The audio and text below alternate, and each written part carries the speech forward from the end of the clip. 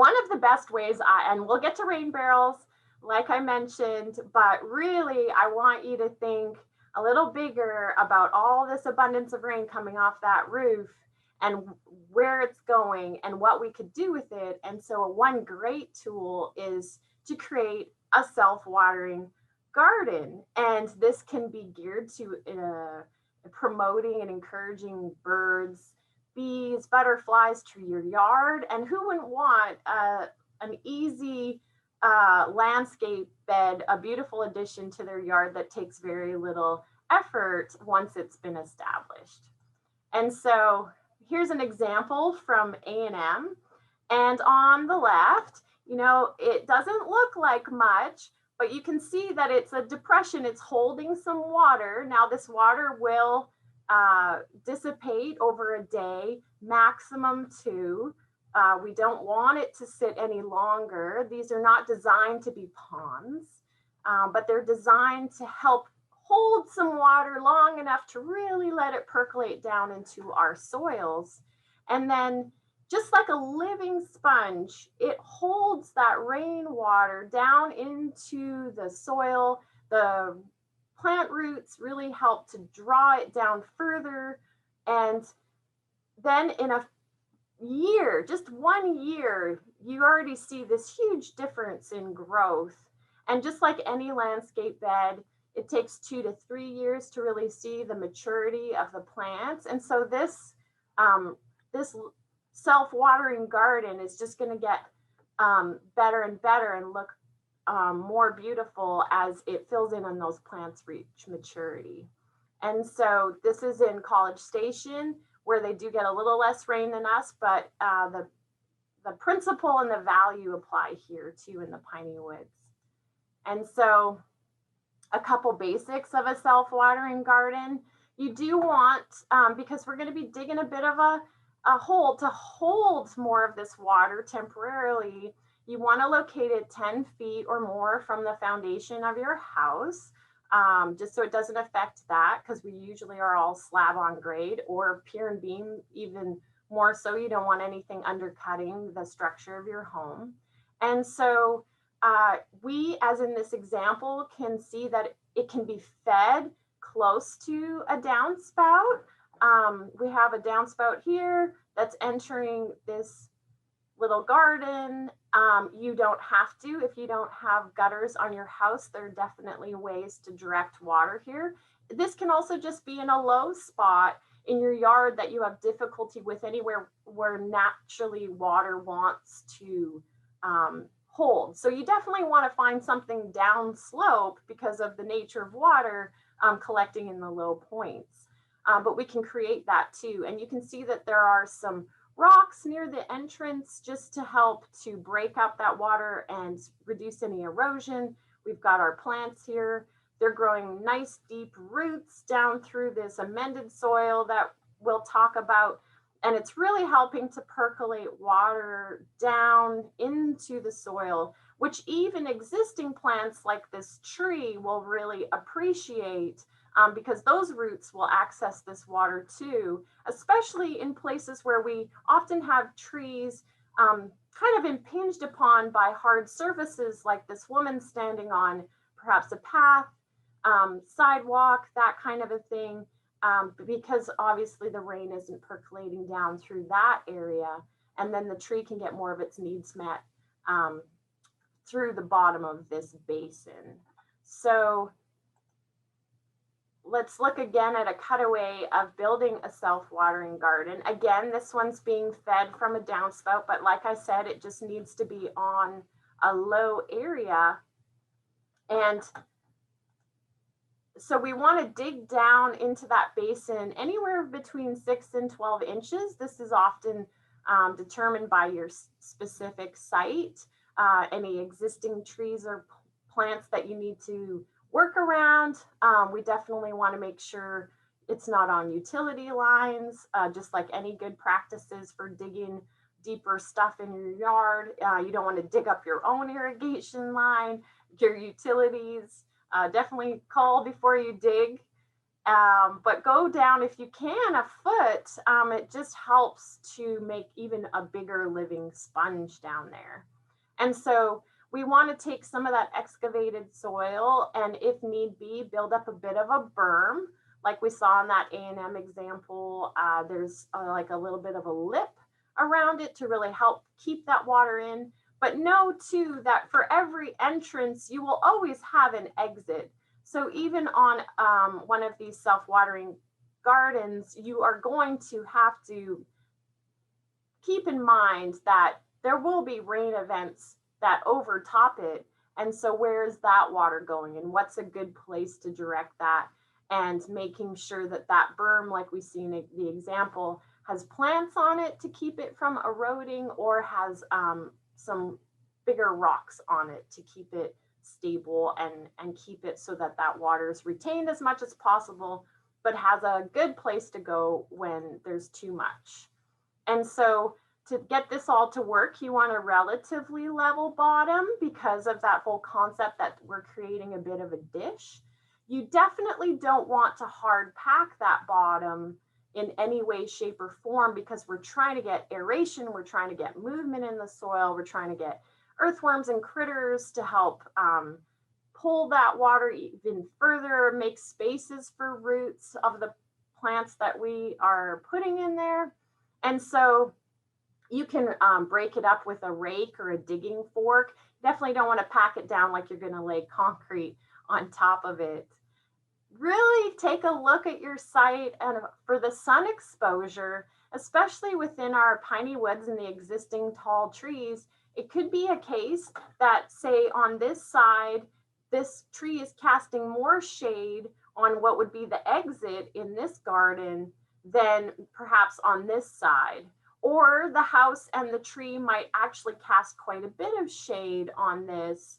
And it's really a key. You can put shade plants or sun plants or a mix of them and make these effective gardens. It's just a case of making sure you know what the sun exposure is so you can make good choices. And then, like I said, there's a certain volume that we might be anticipating of water. If we're feeding it from this downspout, a little bit's going to come off the landscape too, but it would be worth doing a simple calculation like we did at the beginning of figuring out the roof square footage, like the amount of water that the roof will hold by using the house square footage, and then an approximation of how much water is coming off the roof at that downspout. And so if you are interested, I can't give you very specific information because it really varies with roof size. But like we sort of saw, there's quite a bit of rain that can come off one corner. So the bigger we can make these, the better. But there's always a way to do it. Deeper is why I was suggesting at least a foot because especially if you're constrained by size, you can increase some volume by just going a little bit deeper. Here's another drawing from Portland where a downspout, and you can see you don't have to run the downspout directly to the garden, so you don't have to make a mowing or tripping hazard for yourself. The water will naturally find its way down there. When we have excavated this dish that we're trying to build for our garden, in the bottom, you put 1 inch of expanded shale, and expanded shale will really hold a lot more water than the volume it is through the pore space and also through the nature of expanded shale. And you don't want to put any fabric liner at all because this expanded shale is going to get worked in through the power of microorganisms and macroinvertebrates like earthworms in the soil, beetles and things, and you want that natural progression of some of this shale to work even further down into the soil. You can calculate this by taking the rough length by the width of the place you've made and then times it by 1 inch to figure out how much shale you would need, and then you probably need to convert it into cubic yards because that's generally how it's sold. And you're going to need a little bit more for the mix. So we put in an inch of expanded shale as a base. And then on top of that, we work in a mix of 50% expanded shale to 25% native soil to 25% good compost. So you make a little bit of a recipe here with some of that soil that you pulled out. It's good soil. There's nothing wrong with our native clays. They just need a little more organic material, which is the compost, to help with water drainage and air infiltration. And then we put in more of that expanded shale for that water holding potential. It's sort of like nature's version of those magic crystals that they have for hanging baskets. And so that's basically making this nice big mix that has a special purpose to feed those plants, to create lots of good airflow, water flow, and make that living sponge to put those plants into. Of course, we want to pick some good plants, and we have some resources for that, and we'll discuss it. And then don't forget to put mulch on top. We want to keep our good cake mix that we've made for our plants. We want to keep that in there. Want to reduce the amount of soil that can run off in these rainstorms, and it helps to even out the soil temperature and the soil moisture. And so the mulch is also doubly important if you don't want to spend your time weeding, because as these plants fill in, we put the mulch in between them to just cover that ground so that weeds don't get established. Here's a cutaway of a rain garden from the Pacific Northwest. Ignore this part where they say a sand and compost mixture. That never works, especially here. We want to do expanded shale. But you can see that what we're doing is we have sort of a water source. We know where this water is coming from, or it's just coming off the landscape in sort of all directions. We have an inflow area where we've got lots of good structure to keep it from eroding. That water goes into our cake mix here with a mulch layer and our plants, and it is designed to have a certain amount of water hold, just like that A&M example, but that's going to go away in 24 to maximum 48 hours, because of course, if it takes much longer than that, we're going to be growing mosquitoes. And we'll talk a little bit about other ways to mosquito proof your rainscaping. But it's just, that ponding area is just there, just like when you have a brand new sponge and you have to put it in water and give it a second to absorb all that water. It's just giving that little bit of time for this beautiful mix and all these plants to absorb that water. And then we've got the exit side with, again, a little bit more armoring, a little bit more rock, so that that water isn't taking away part of your basin here on its way out. And it could be that very small rainstorms, you won't even see ponding. You definitely won't see any water exiting, but we do want to build these to be robust for when we have bigger events. And with all that mulch in place, if we have such a soaker that quite a bit of the yard has standing water on it for a very short period of time, which can happen here periodically, all that mulch will really help to keep everything in place. And if we use the right kind of mulch or a living mulch, it really does, it doesn't float away on us. So it does stay intact, and you'll still see the fruits of your little bit of labor to get one of these self-watering gardens in place. And so you can actually expand on these if you're feeling confident, or you have a bunch of different little places that have problems, or you have an interesting shape to your backyard. You can definitely connect these. You just want to look at the slope, because water will just follow the path of least resistance. And we can nudge it around a little bit, but we generally can't make it go uphill in these passive techniques.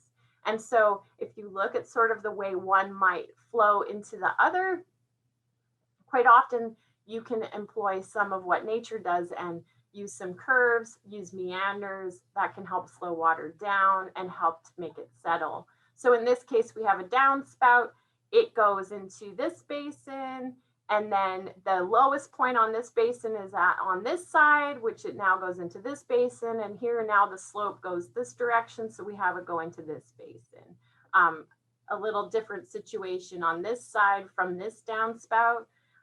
And so as you can see, you don't have to put in a whole new perennial bed. You can even use this technique to water some of your existing landscape. And we'll talk a little bit more about that.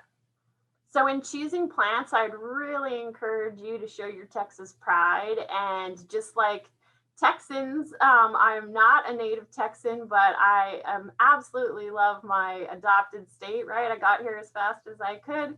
And native Texans can totally stand the heat and the deluge of rain that we get. And so just like the people are pretty hardy, our native Texas plants are very hardy and can handle this semi-torturous cycle of drowning and then baking. So I would encourage you to find some of these beautiful plants. This is one of my favorites, which is buttonbush. It is just a pollinator magnet. It is a beautiful shrub that you can prune to be sort of a small tree or a multi-stemmed sort of a screen or a hedge. These wonderful Sputnik type blossoms are just nectar heaven for bees and butterflies and other kinds of beneficial insects that are natural predators in your garden for all those pests. And then these wonderful, once they're pollinated, you get these wonderful fruits that turn into berries. And so it's worth investigating our native plants. There's lots of great resources locally, and we can send out a resource sheet to everyone who has registered to your email and give you some local places to get native plants. Our local Ace Hardware at Sterling Ridge Shopping Center has a great selection, so does Nature's Way. And if you're willing to go a little bit further, there's a Green Star nursery that does specialize in some plants that are more into having wet feet. So that can be a good resource for you too. So natives, you know, they co-evolved with all of our wonderful birds and butterflies like monarchs. If you want monarchs, you definitely need milkweed. And native milkweed is really the best for them. But there's all kinds of different things you can invite into your yard. Our natives grow deeper roots, and I'll show you some really impressive pictures of that. And like I said, you can densely plant our natives, and so it really reduces the amount of weeding time, which you much rather be out there enjoying the bees and the butterflies than weeding your garden. So these ones really are rock stars because you can put them pretty close together and just enjoy your yard more. Another thing you can do if it's just not quite enough color for you, there's lots of wonderful annuals that you can use to fill in some of the holes as these plants get established. And there's some beautiful, colorful native plants, lots in the daisy family. Coreopsis is wonderful. So it's not that our natives don't have color, but if you want to really punch it up right from the get-go, using annuals that you can then work in that aren't aggressive, you don't really want anything that wants to self-seed a whole bunch, but you can use ones that pollinators are really attracted to, like zinnias, to really kind of fill in some of those spots. And that's sort of one of the things we talk about with living mulch.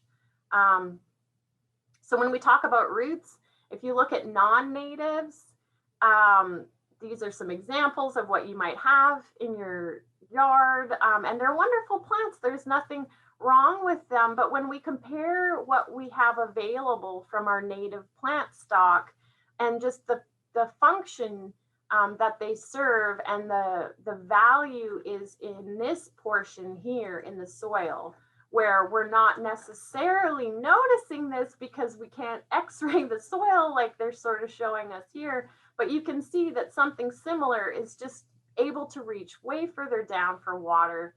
And that's what makes this partially a self-watering garden, is not so much that it holds that water like a living sponge, but that these plants can really go very deep to access water. Now, these ones here in this example, it's from the Pacific Northwest, so they are not necessarily our native plants. If you caught that, we don't really have a native 9-bark here, but the same concept applies for our natives, and we'll show you. So if we use this Kentucky bluegrass lawn, St. Augustine would be very similar because it goes by a rhizome, and then we've got some of our native grasses. We do have Indian grass here and big blue stem. Here's a coneflower. And so if you look at blue stem, you know, here it says, okay, the roots go to 9 feet. And I apologize, these numbers are very small, but this number over here is 9. So they're saying, wow, okay, when you think about it, this picture looks great. And when you compare it to this one, you might get a sense of the scale a little bit.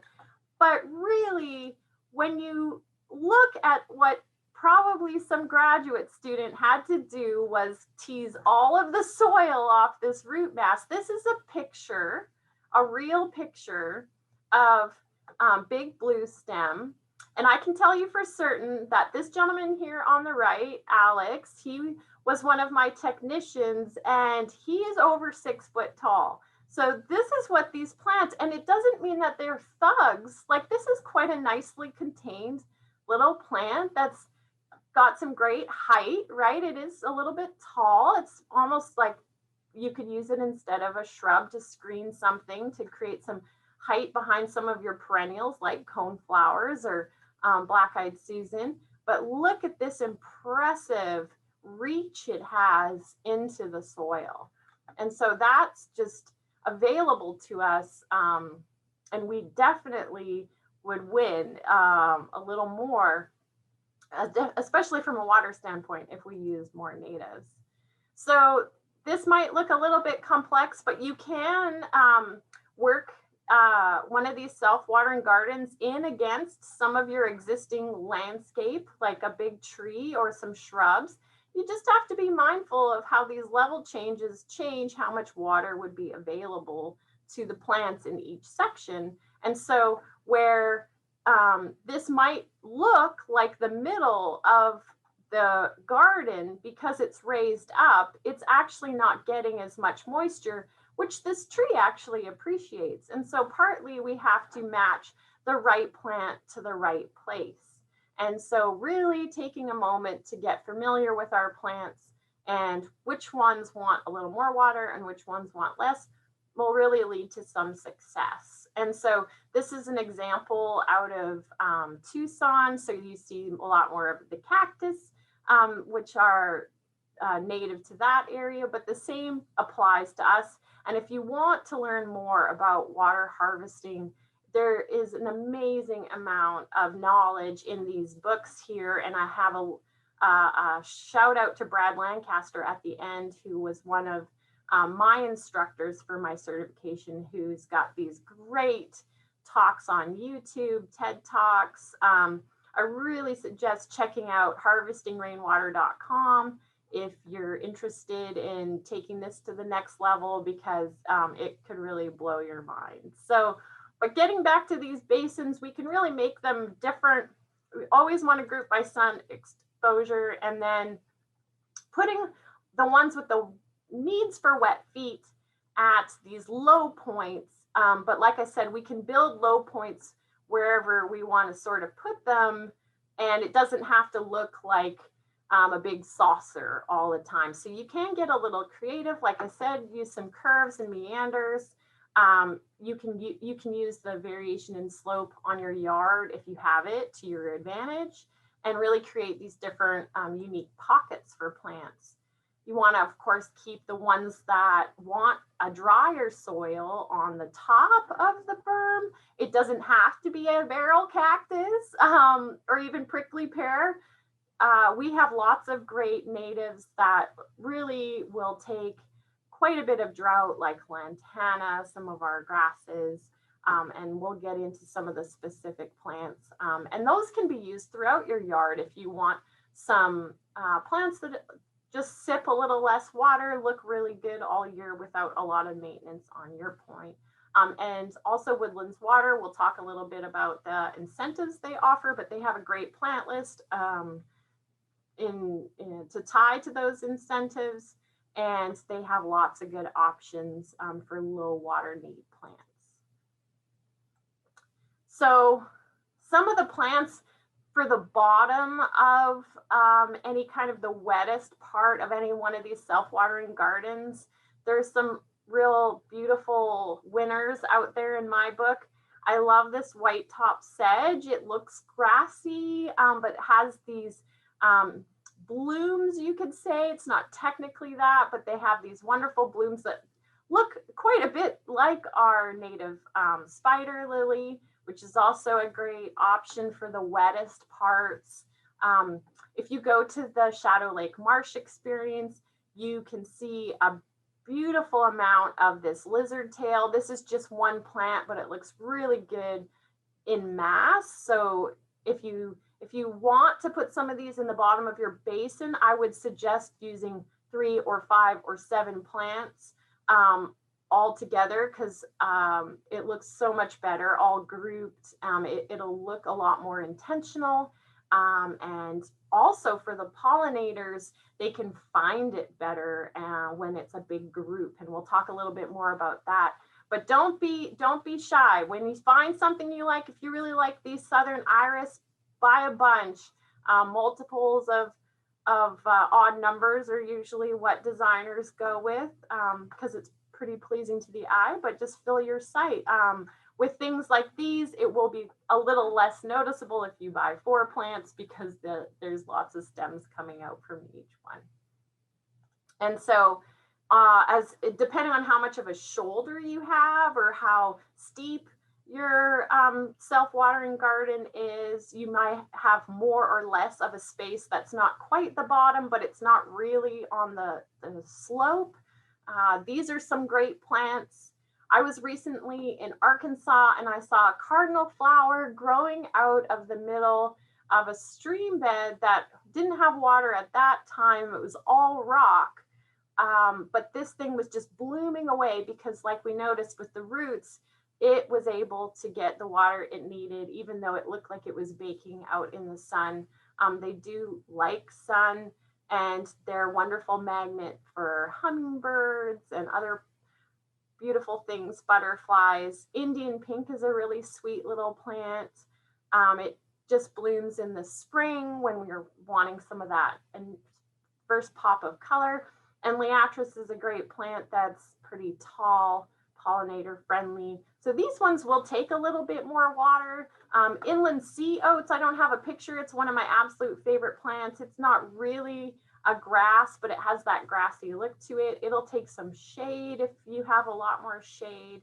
I don't have a picture in here of swamp sunflower, but a lot of these wetland plants, they get these horrible monikers of swamp things, but they're really quite beautiful. And Gulf Muley planted all together, I think, is one of the most wonderful architectural features you can do in your yard. And so depending on what kind of design you want to create, there are plants for you. I would just argue that you want to limit your palette somewhat, either by color or by form, just like a garden designer would do. And so pick the ones that really work for your site first, by sun and by water, and then you can really make a statement.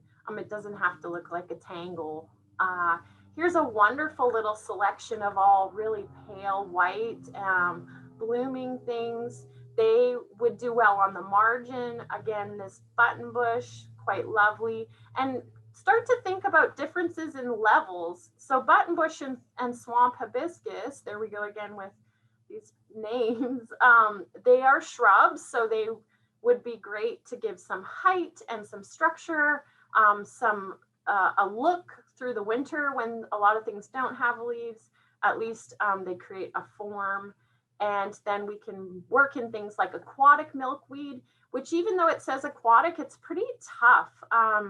It's a great plant. It's one of the milkweeds I've had the most success with in my yard. It seems to just really do well with abuse and neglect. Of course, the monarchs love it and other pollinators. And then for a small, beautiful little ground cover that's a major pollinator magnet, you can do something like frog fruit, which, even though it's really subtle, just can create a beautiful living mulch around the space. Some other options we have in here are some of the sedges and the grasses, and they can really make a great statement too. On the top, like I said, these can sort of go throughout your yard if you have drier spots. Lantanas are pretty bulletproof. You probably know what those look like.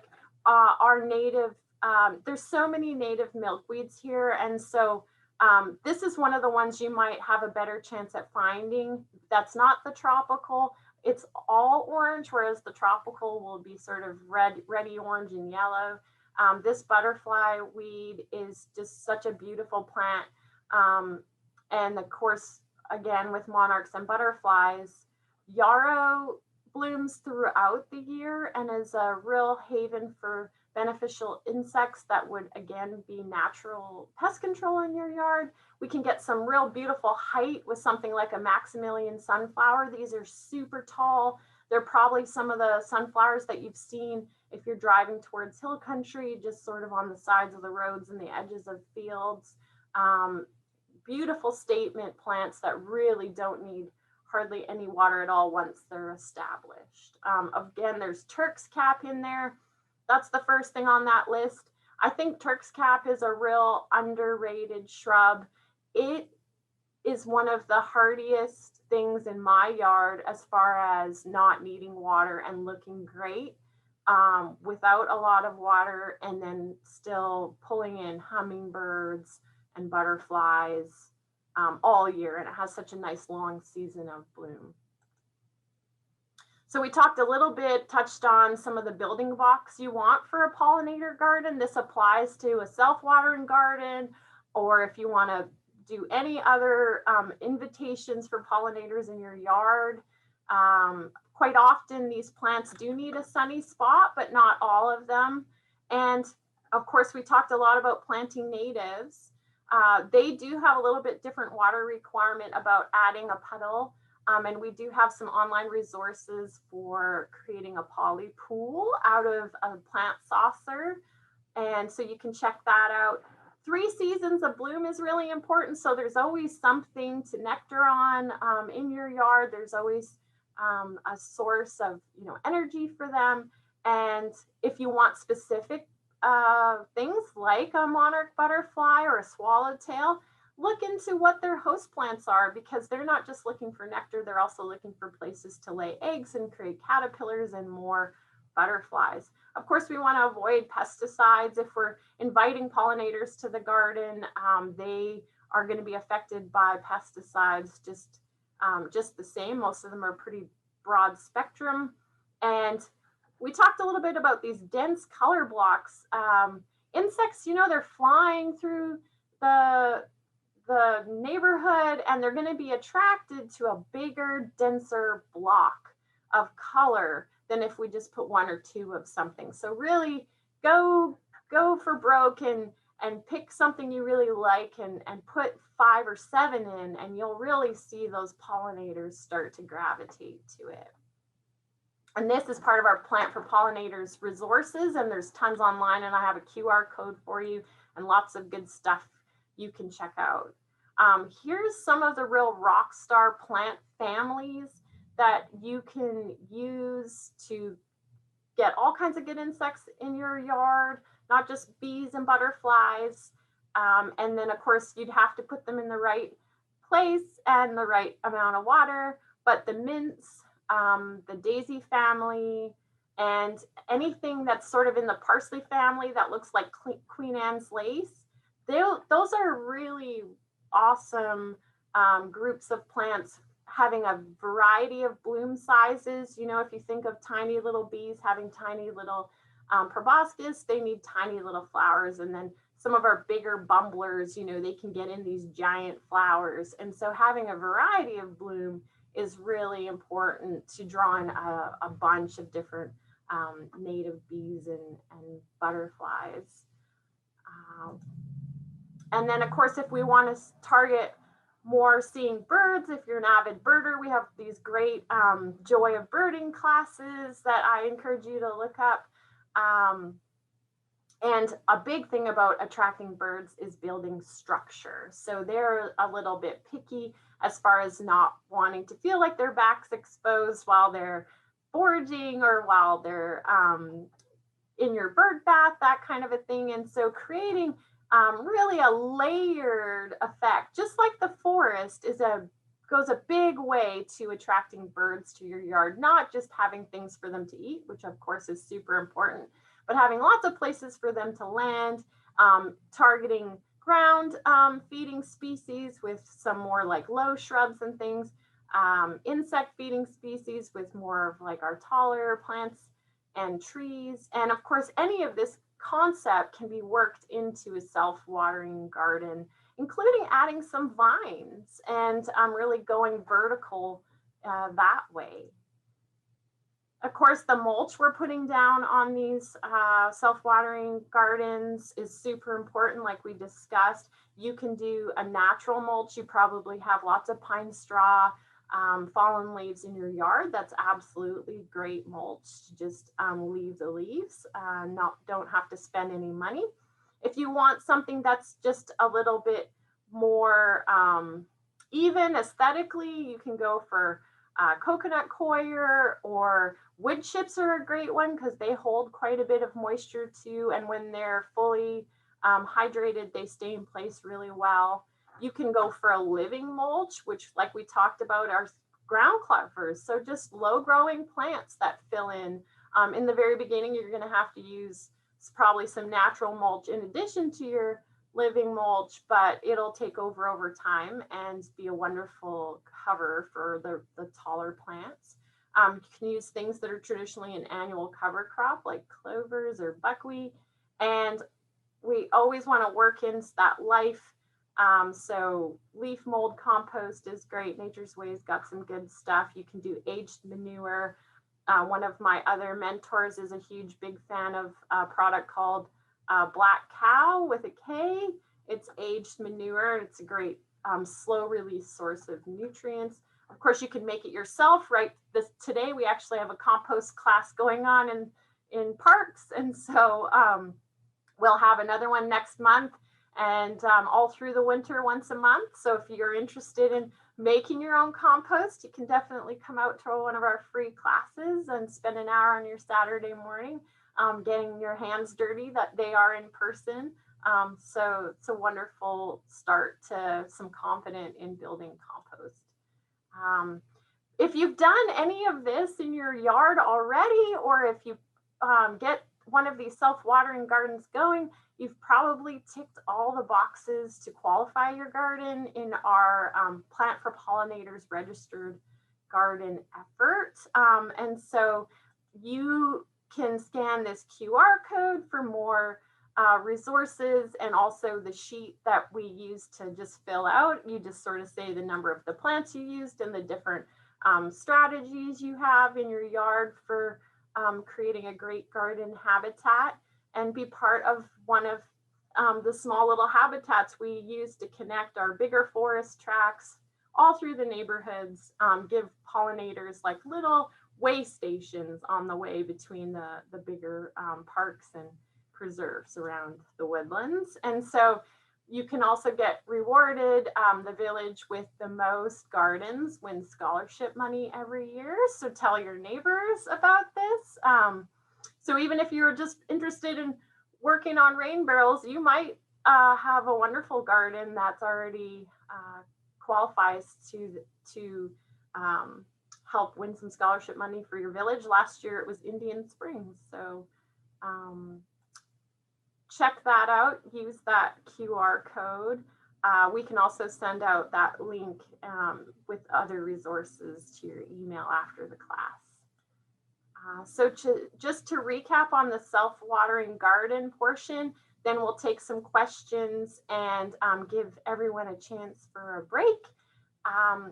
So you want to put this garden where water wants to flow naturally, either by directing it there or having a low spot that you already have identified. That's sort of a trouble spot for you.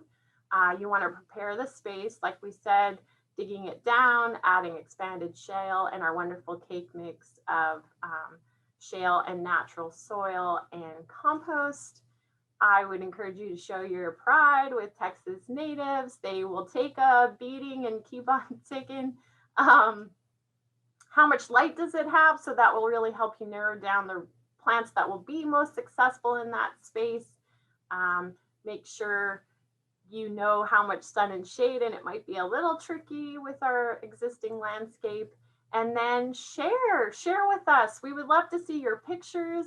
If you tackle this in your yard, absolutely, we would love to see more local examples of how people have made it fit their sites, their needs, their design aesthetic, their goals for their yard. And you can also register your garden so that we'll give you a window cling and you can show your pride in creating some habitat in your neighborhood. So at that, we will stop for some questions. Terry, if you could read me some out of the chat, and then we'll have a break.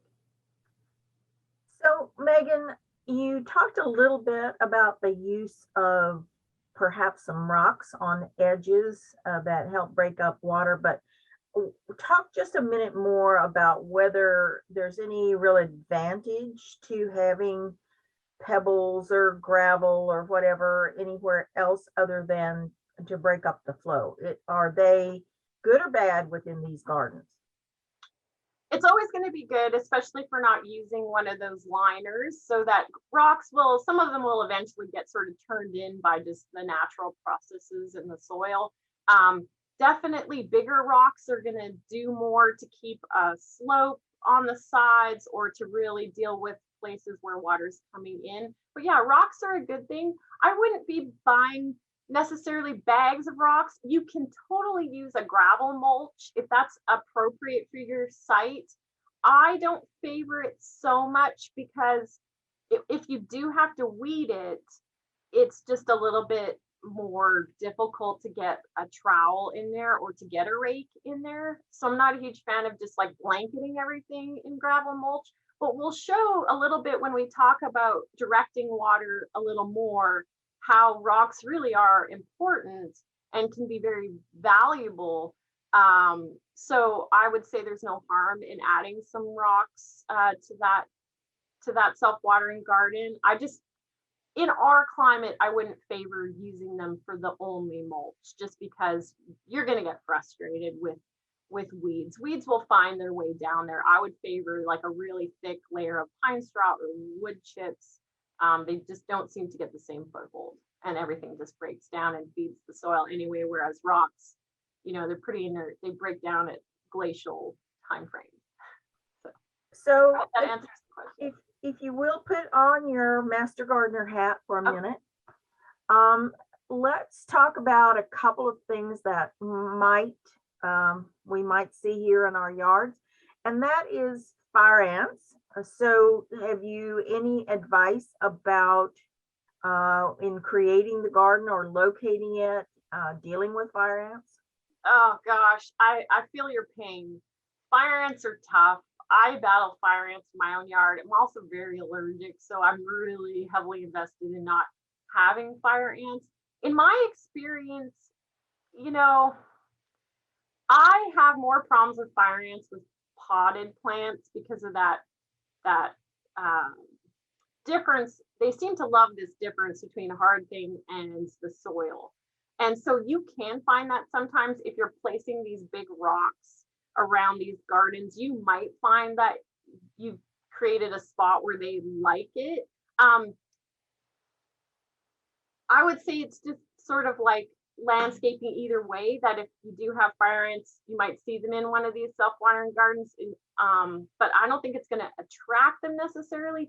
A&M has some great resources about like a two-step approach to first baiting and then mound treating for fire ants. If you can find the mound, that's definitely the way to keep them out of everything. But you can also bait for fire ants and they'll take that back to the mound, and it's pretty target specific stuff. It's not going to be harmful to the pollinators and things that you are trying to attract. and I can track that down. It's been a while since I've looked at those, but I mean, it's a great question and a great concern. But in my experience, you're not going to see any difference with this one of these self-watering gardens versus any other kind of a landscape bed. And if anything, you're attracting some more beneficial insects as far as natural predators to your yard. You might get a little bit of a win there because you have fewer aphids and fewer sticky things and maybe fewer fires. Good question. I don't guess I have a complete answer for it. So you're going to talk in a little while about township regulations or covenants rules, but if you were outside the township proper or in a little more rural space where perhaps, say for example, you kept goats, would you think that there would be a way to create, say, fencing or something that might deter their eating your plants? Oh, goats will eat anything. I've seen goats eat the seat off a motorcycle. Goats are great. Lawn maintenance, natural lawn maintenance, a little bit of fertilization there. I would definitely think you would have to fence off something like this from being tasty to goats. I'm not as well versed with goats as, say, like maybe deer, because I know there are some plants that deer just don't favor. So you could prioritize those. If deer were a problem to make one of these self-watering gardens, especially if it was larger and sort of not really that close to your house. But as far as goats, yes, I would say you'd have to fence it using the panels available from Tractor Supply or wood fencing or something to keep them out of this. And perhaps plant some of those vines along that fencing to make it look more attractive. Absolutely. You could make it super attractive. You could totally make the fence to be more of a design addition than to look like you fenced off a garden, that you've penalized it somehow and put it in an enclosure. Yes, we have some great vines. Carolina jessamine likes some wet feet, as does our native leatherleaf, which is a clematis. But you can find vines within any water category. So I'm assuming maybe this fence would be out at the periphery and the drier spots. And yeah, putting vines on it would be amazing, I think. And they might get nibbled a little at the bottom, but at the top, probably still attract all kinds of good pollinators. Yeah, good suggestion, Terry. I like that. So if you will go back to the planning process, what if your low spots are near fence lines where you really don't want to dig deep? How shallow can this area be, or does it have to have digging at all if you still use that bottom prep plan that you talked about? Yeah, no, that's a really good point. You don't have to like excavate to make this work. It's just going to hold less water. And so, I take the view that holding any more water is better than doing nothing. Definitely, I took out a slide of running this up against a patio slab because I thought it might be a bit complex, but sort of the same concept applies is where you have a really hard barrier. Yeah, you can make it more linear. You can make it shallower, perhaps, if that low spot. And we'll talk a little bit about, so we don't want to do anything to impede the drainage, the natural drainage here, which is sheet flow, which not a lot of people are familiar with. So quite often you have a low spot by your fence because the water is supposed to pour off over land. And our fences, if we just raise them by an inch, would really stop impeding so much water, because quite often your water might be designed to go through your neighbor's yard or vice versa, not necessarily directly to the street or directly to a pathway system, a green preserve behind you. So Woodlands Water does have 1 foot topographical plans of like sort of sections of the woodlands, and your house will be like a small portion, or your property would be a small portion of that, but knowing what direction that water is supposed to go, has been designed to go, is valuable. So if you are getting water pooling near your fence, I would really encourage you to look at lifting your fence, or moving some, you know, pine straw and stuff that's maybe gotten hung up under there. If that's not the case, then yes, we can still, you might want to dig down just a little to make room for some of that soil amendment and some shale. If it's already sort of a depression, yes, you can by all means just fill it in there. I would just break up the bottom with a digging fork, which is sort of like not a pitchfork and not a rake, but it's like a pretty meaty pitchfork, I guess, with fatter tines, but just to make some holes for everything to work in. And you could put all those things there, but then I would sort of suggest that you look at the site and, okay, you pulled some of the water that's going along that fence through one of these like more linear gardens. Where is it going after that? Is there a space that we could make a bigger kind of area, or an allowance for that water further down? Maybe it's just getting it to the swale, like the little ditch in front of your house if you live in Panther Creek or Grogan's Mill. It's about, because water is not just going to stop there. So I guess I would just invite you to look at where the water is going after that, and maybe there's a bigger opportunity. But for sure, we can do a narrow solution to get it there, or potentially a narrow solution before it gets to the next property. And if that's the best we can do, then that's going to be better than what it was. And you definitely don't want to undermine the structure of your fence. But water will go kind of in the easiest path. So maybe you can pull it away, you know, pull that low spot a little bit away from the fence and give it a little more room that way. But you could get some great tall plants and screen part of your fence, and, you know, a row of grasses would look really cool. Definitely, like I said, anything is better than nothing in my opinion, but really look at the site and see if the fence isn't impeding the water to begin with. And in those shallower gardens, you wouldn't feel as though there's any significant difference in your plant choices, other than if it's against a fence or something else like that, perhaps just some height to balance it? Yeah, absolutely. You want to put, again, right plant, right place. So that might not be the space for something like a Turk's cap or a mallow, because they want to be round and they want to be like a couple 3 feet wide.